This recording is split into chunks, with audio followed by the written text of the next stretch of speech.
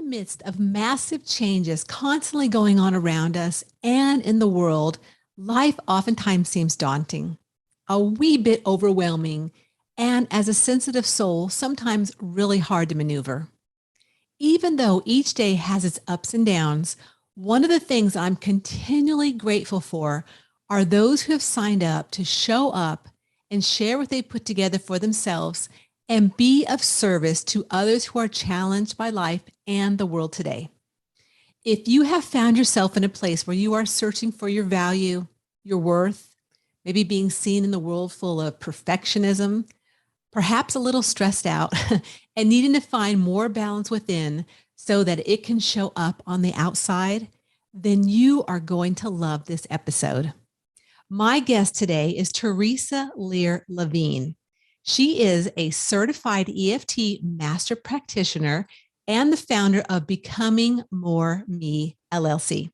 She enjoys assisting women in reclaiming their power, ditching perfectionism, letting go of controlling tendencies, ending self-sabotage and procrastination, recognizing their true value and worth, and realizing their visualizations and dreams in real life by taking action. So, hey, let's join the conversation now. Well, welcome, Theresa. I'm so excited to have you in on the show today. And first off, I want to say, love the name. I know you did it on purpose, right? Of course. Of course. Thank you so much for having me, Theresa. Yep. Oh, you're so welcome. Well, I want to really start with, lately I've been traveling a lot, and before I traveled, I really noticed the state of the world, the collective energies, how much is just brewing and stewing and fear, anxiety, all this stuff out in the world. And I really wanted to start with, how can we help people with that? Because you have an amazing service you offer through EFT. And I'd love for you to share a bit of what EFT is and how that can work with helping people in this crazy state that everyone seems to kind of be in right now.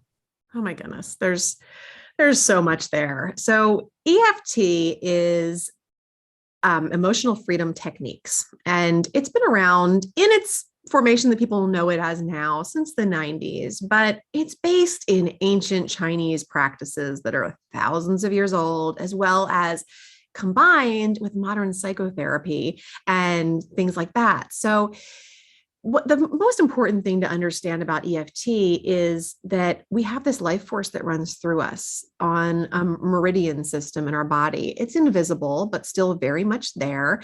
And when something gets blocked in our energy system, our life force is essentially blocked. And that's where all of our dis-ease, whether it's physical or mental, past, present, anxieties about the future, what have you, comes from blockages in our energy.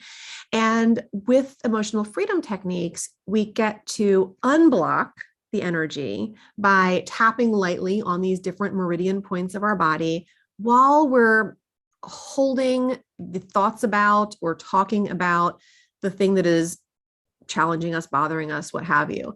And through doing that, miraculous shifts happen and people just feel so much different. So much so that I know the first time I tried it, I was like, what even is this? Like, what is happening to me? This is crazy. And it was after I kind of came to terms with the fact that it's completely scientific. This isn't like some weird woo-woo practice or anything. Fun to combine with spirituality and all things woo. But once I kind of realized the logic and the rationality of it, it was something that I had just really needed to learn and understand better, because it made such shifts and changes in me in places and ways that I felt so stuck and disconnected and just stagnant for so many years. You know, you can know a lot, but if you don't know how to take action or change something, it doesn't really matter what you know. And for me, emotional freedom techniques were able to bring my knowledge together with the real action and change that I wanted to see happen in my life and make it happen. So when you found EFT, were you at a state where you were looking for it, or where were you at within your journey when you found EFT? Well, I have a pretty robust toolbox of different things that I liked to use to feel better or whatever, whether it was meditation or homeopathics or supplements or, visualizations or what have you. And a lot of knowledge, a lot of books read and understandings of things. But I was also a mom of several children and didn't really have time to do all the things, and probably wouldn't have even if I did. So when I found EFT and realized that it could literally be used to treat anything you can feel, physical or emotional, past, present, future, and make a real impact, sometimes down to our very genetics, like with epigenetics and everything. You can literally change your genes with EFT.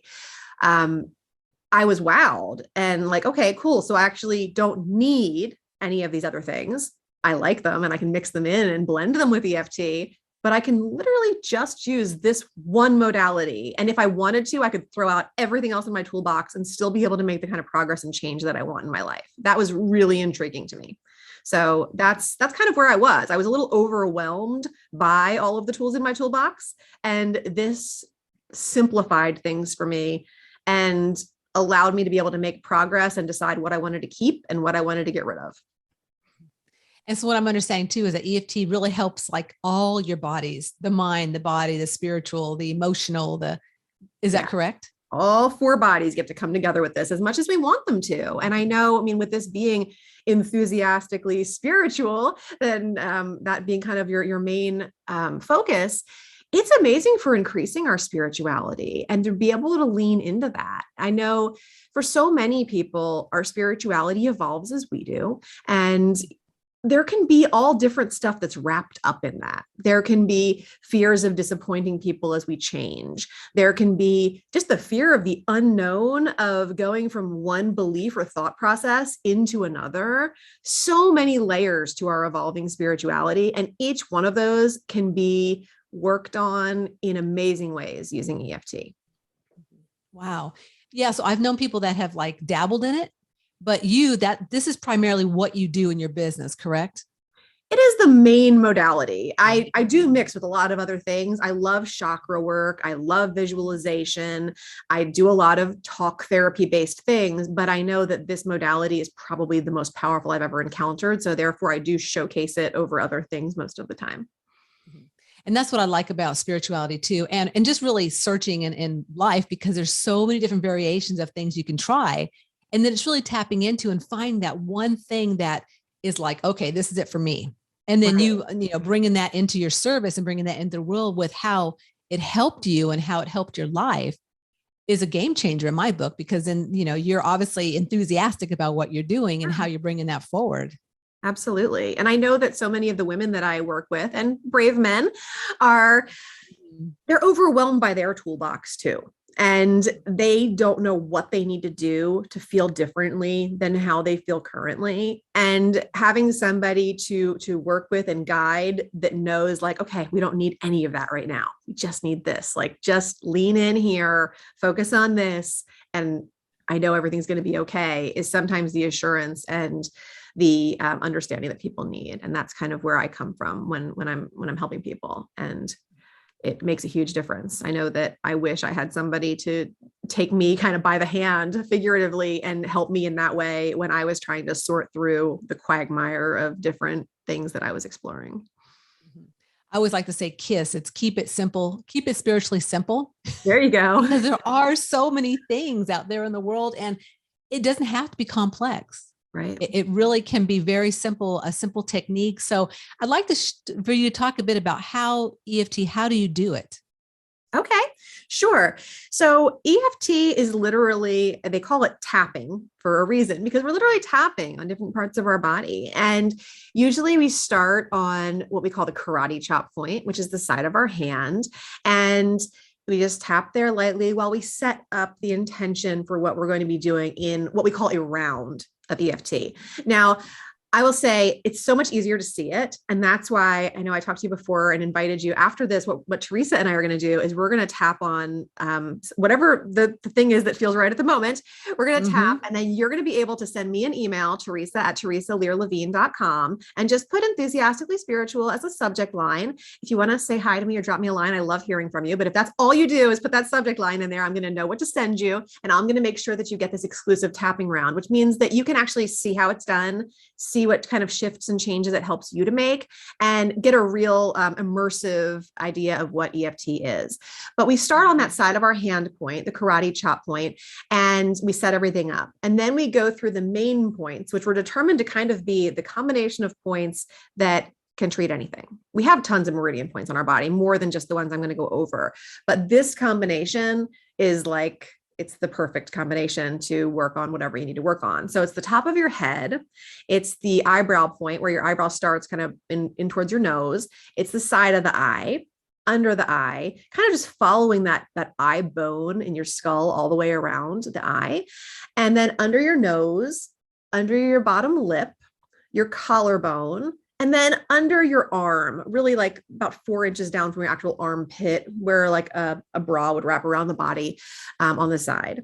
So those are the main points. And you go through those points, tapping each of them at least 5 to 7 times. I tend to find that as you're talking about things, you'll be there a little longer anyway, as you either think of what you want to say or focus on the issue or just say the words.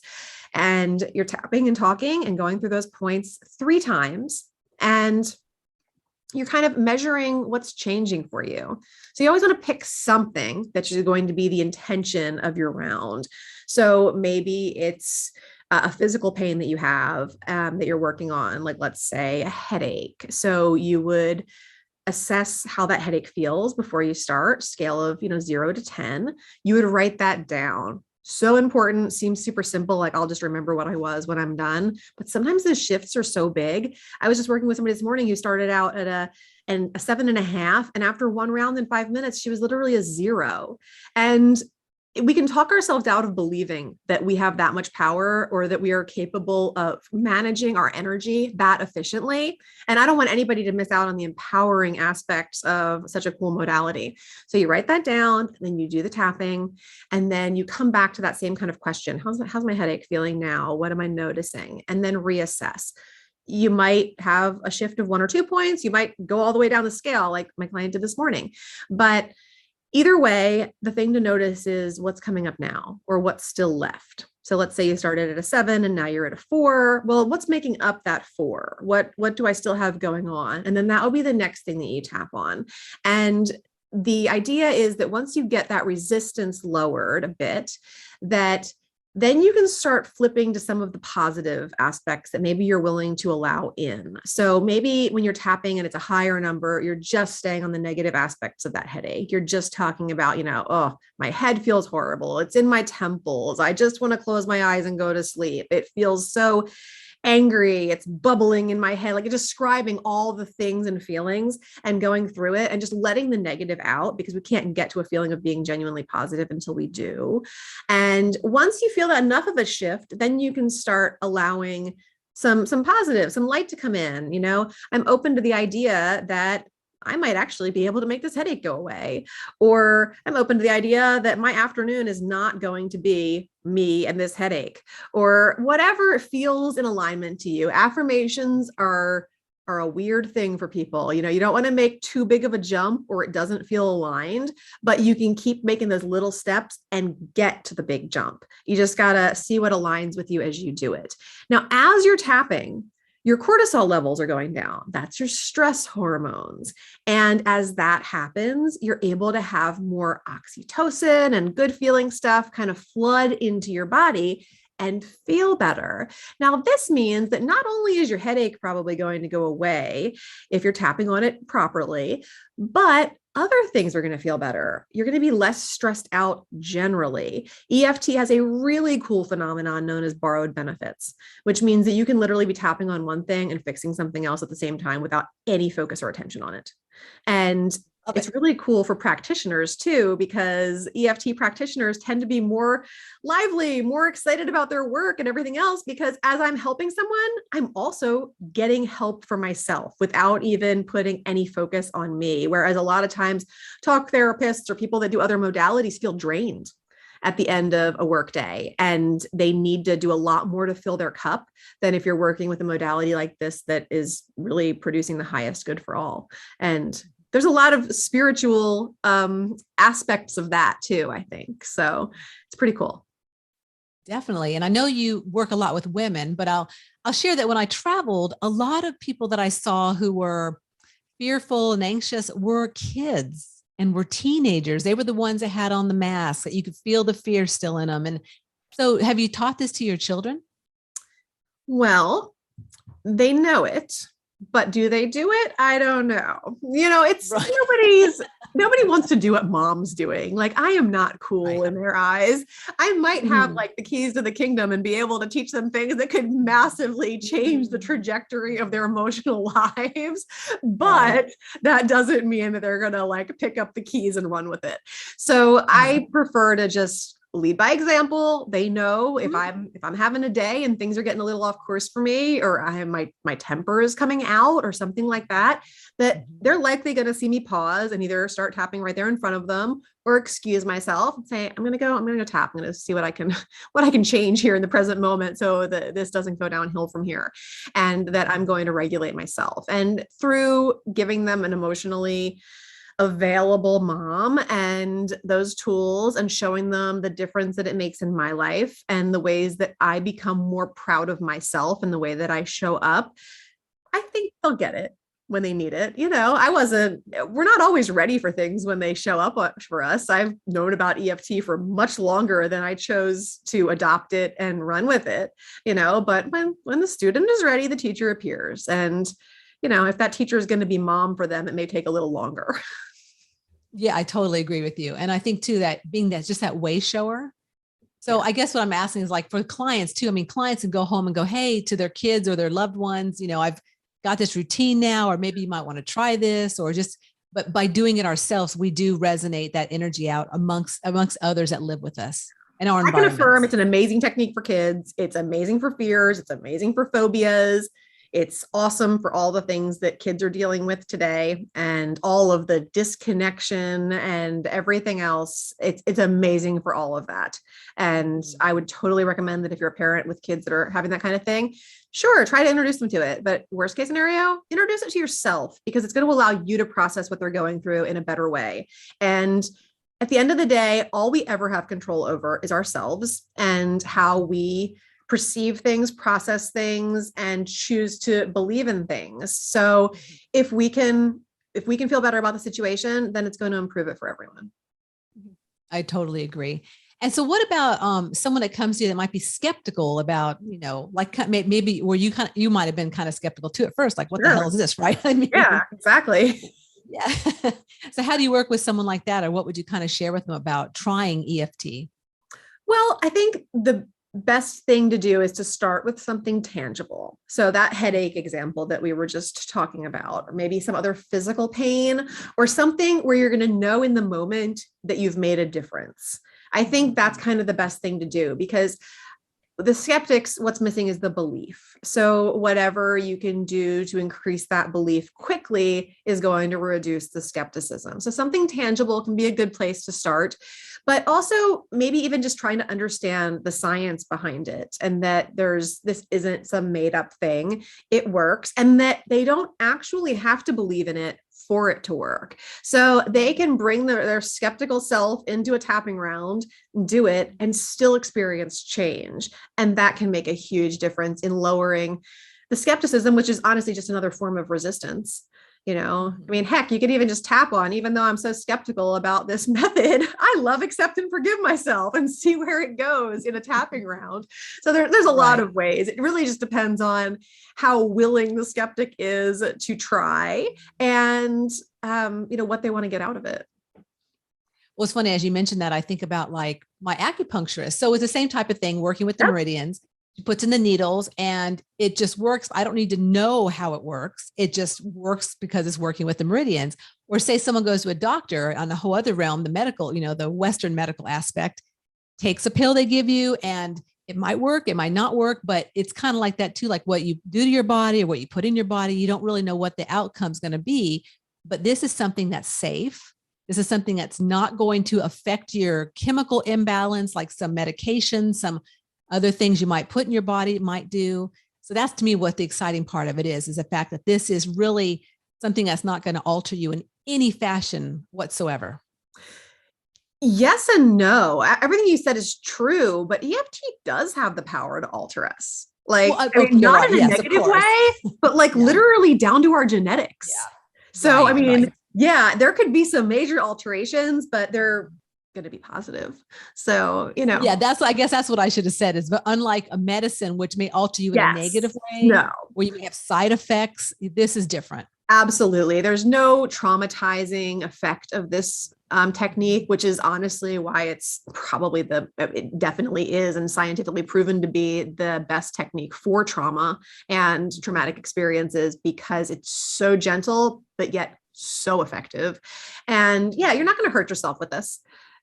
I like to joke though, because when I was going through my certification, I got a little overzealous tapping on a past issue that I had, and I did give myself a black eye.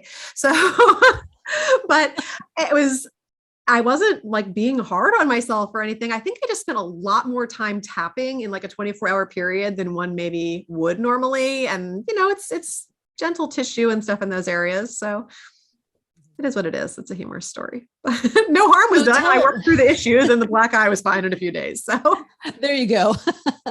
It all cured itself, worked itself out over time, right? All good. All is well.